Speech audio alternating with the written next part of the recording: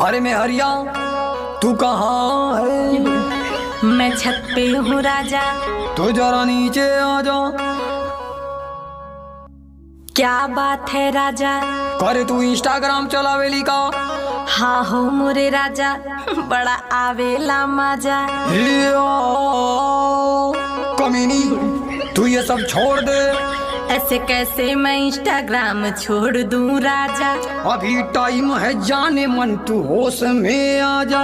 इसमें क्या है बुराई, आप ही बताओ ना। देखो पूरे गांव में मेरी नाक तुम कटावो ना। अरे राजा जी, इसमें पैसा बहुत मिलता है। तेरी वीडियो से कितनों का नियत बिगड़ता है।